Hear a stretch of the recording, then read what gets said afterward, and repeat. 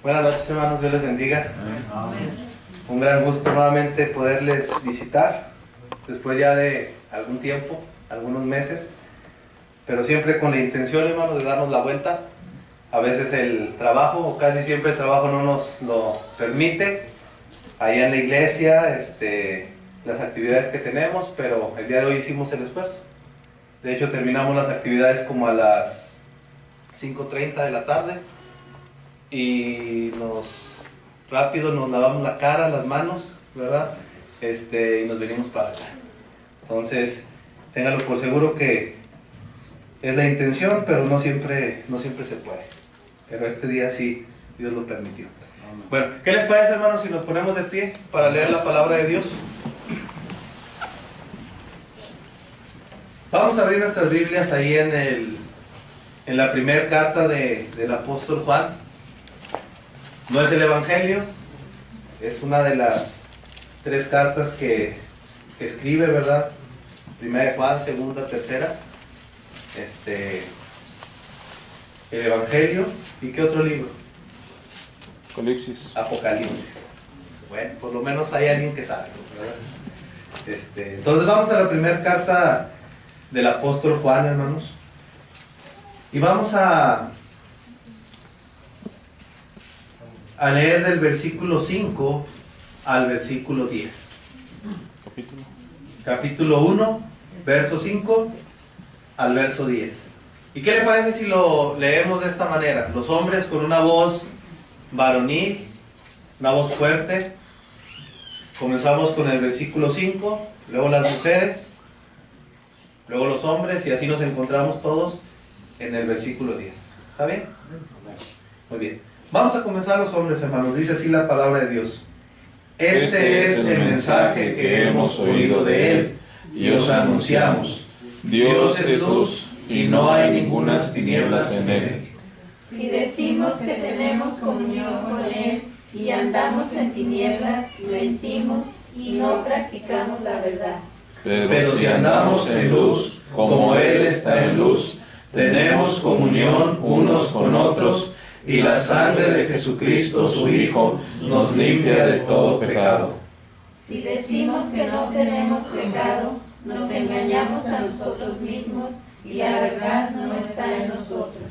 Si confesamos nuestros pecados, Él es fiel y justo para perdonar nuestros pecados y limpiarnos de toda maldad.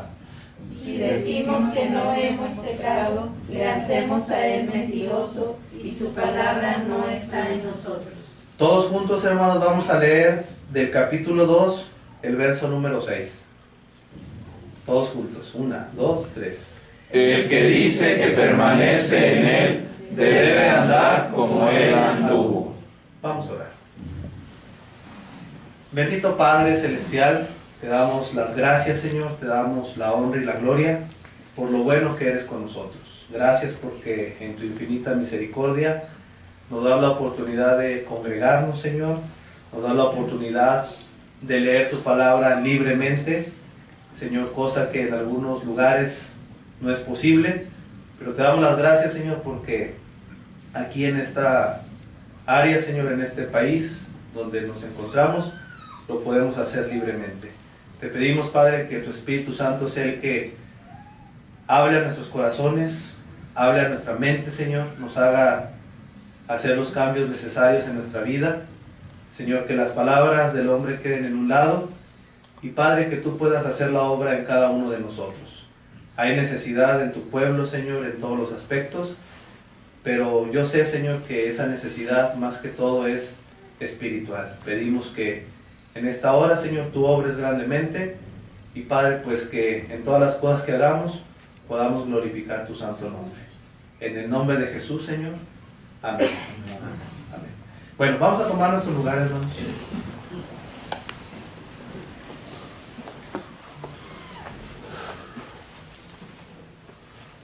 Dice versículo 5. Este es el mensaje que hemos oído de Él. ¿Quién está diciendo estas palabras? El apóstol Juan. Un apóstol que conocemos con un sobrenombre de el amado. ¿Sí? Juan el amado. El apóstol Juan, hermanos, está diciendo, este es el mensaje que hemos oído de él. ¿De quién? De Jesucristo. El apóstol Juan, hermanos, tenía una comunión muy íntima con nuestro Señor Jesucristo. Él fue el apóstol que la noche antes de ser entregado a Jesucristo se recostó sobre el pecho del Maestro. De hecho, por eso era conocido como el discípulo amado. Era uno de los del círculo íntimo del Señor Jesucristo. Eran por lo menos 3 personas muy íntimas del Señor. ¿Quiénes eran? Juan, Jacobo y Pedro. ¿Sí? Pedro, Jacobo y Juan. Entonces, quien está diciendo estas palabras es alguien que conocía muy de cerca a nuestro Señor Jesucristo, que no solamente lo conocía, sino que tenía una comunión muy íntima con el Maestro. Y él está diciendo estas palabras: este es el mensaje que hemos oído directamente del Señor, del Maestro. Y si no solamente lo hemos escuchado, sino que ahora, como predicadores, como apóstoles, como portadores de ese mensaje, ahora nos toca a nosotros anunciarlo a la iglesia. Y precisamente eso es lo que es la carta del apóstol Juan, una carta a un grupo de cristianos, a un grupo de personas que conocen a Cristo como su Salvador personal. Y que esa carta, hermanos, ha traspasado los tiempos, ha traspasado las edades y ha llegado hasta nosotros en nuestros días. Y precisamente es de lo que se trata esta porción de la Escritura. Un mensaje conocido por Juan, un mensaje dado por el Señor Jesucristo a Juan para transmitírselo a la iglesia. ¿Y cuál es ese mensaje? Lo tenemos ahí en la Biblia. Dice Juan: Dios es luz. Ese es el mensaje, hermanos, que transformó la vida del apóstol Juan. Y no solamente Dios es luz, Dios es la luz. Ese es el mensaje que pudo transformar la vida de los apóstoles. Ese es el mensaje que pudo transformar la vida de tantas personas en las edades. Y es el mensaje que transforma nuestras vidas hasta este tiempo. Dios es luz.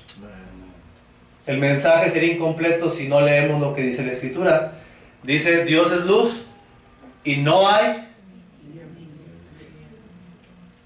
No dice no hay tinieblas. Dice no hay ningunas tinieblas. Hermanos, nuestro Señor es aquel en el cual no hay sombra de variación. Nuestro Señor es el mismo de ayer, de hoy y por los siglos. Amén. Nuestro Señor no cambia. Bueno, ¿y por qué en el Antiguo Testamento ahorita leímos un salmo? Y generalmente no se leen ese tipo de salmos a veces en la iglesia, porque es un salmo fuerte. Sí dice que hay que alabar a Dios, pero ¿qué dice? Si alguien recuerda palabras fuertes del salmo: que había que llevar la espada y que había que aniquilar a aquellos pueblos que iban en contra de lo que Dios había establecido. ¿Dios ha cambiado? No. Él es justo desde el principio hasta el final. Su misericordia nos mantiene vivos, porque francamente usted y yo no merecemos estar con vida. No merecemos estar aquí. No merecemos las abundantes bendiciones de nuestro Señor. Sin embargo, por su misericordia no hemos sido consumidos, porque sus misericordias son nuevas cada mañana. Y el mensaje que el apóstol Juan quiere transmitir a la iglesia, el mensaje que en esta tarde Dios quiere llevar a nuestro corazón es este: yo soy luz y no hay ninguna tinieblas en mí. Partimos de ahí, hermanos, para decir: si decimos que tenemos comunión con Él y andamos en tinieblas, mentimos y no practicamos la verdad.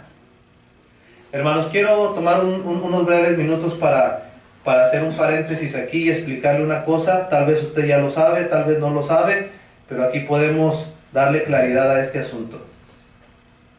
Son dos cosas muy diferentes, la relación y la comunión. Son dos cosas muy diferentes. ¿Qué es la relación? Por ejemplo, cuando un hombre y una mujer se casan, ¿qué relación tienen ahora? Un joven, una señorita se casan, ¿qué relación tienen? Son esposos. Como esposos, ¿verdad? Ya no son novios, ahora son esposos, ¿verdad? Esa es la relación. Ahora, hay esposos, hay matrimonios que tienen 10, 15, 20 años de casados, pero que no han gozado de una buena comunión. ¿Son esposos? Sí. ¿Viven bajo el mismo techo? Sí. ¿Se acuestan en la misma cama? Sí. Pero algunas veces no, ¿verdad? Tienen una relación de marido y mujer, pero no tienen una comunión. ¿Sí? La Biblia habla de un tipo y figura de la iglesia y de nuestro Señor Jesucristo. El apóstol Pablo lo tipifica con un matrimonio. Dice que las casadas deben de estar sujetas a sus maridos, ¿como a quién? Como al Señor. Pero también dice que el marido debe de amar a su esposa, a su mujer, como a su mismo cuerpo. Porque el que ama a su mujer, a sí mismo se ama. Y da el ejemplo más claro diciendo que debemos de amar a nuestras mujeres como Cristo amó a la iglesia y se entregó a sí mismo por ella. Entonces la relación, hermanos, en la vida cristiana se da cuando un pecador sabe que es pecador, se arrepiente de sus pecados y confiesa a Cristo como su Salvador. Ese pecador ahora tiene una relación con Dios. ¿Cuál es esa relación? Hijo. Que es hijo. La Biblia lo resume en el Evangelio de Juan, capítulo 1, verso 12 y 13. Mas a todos los que le recibieron, a los que creen en su nombre, les dio potestad de ser hechos hijos de Dios. La relación es una, la comunión es otra. Hay muchas personas en las iglesias que tienen una relación con Dios. ¿Cuál es esa relación?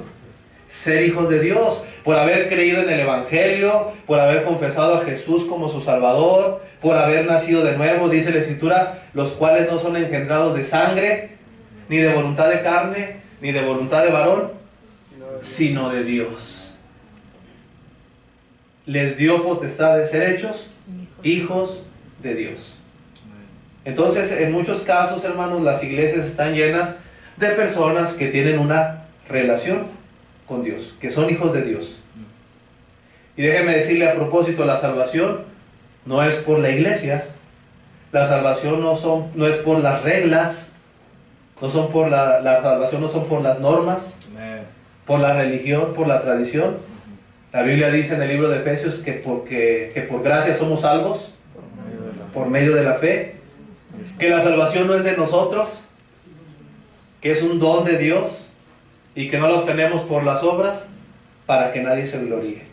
Pero que si realmente la salvación de Dios está en nuestras vidas, versículo 10 dice, somos hechura suya, creados, Dios nos hizo, ¿para qué? Obras buenas. Para buenas obras. Y esas buenas obras no son de nosotros tampoco, dice, las cuales Dios preparó de antemano para que anduviésemos en ellas. Eso es lo precioso del Evangelio, hermanos, que nosotros no somos nada ni nadie, que la honra y la gloria la lleva nuestro Señor Jesucristo. Amén. Volviendo a esto, hermanos, entendemos la diferencia entre una relación y una comunión. ¿Qué es la comunión? La comunión, hermanos, es el compañerismo. La comunión tiene que ver con la conversación.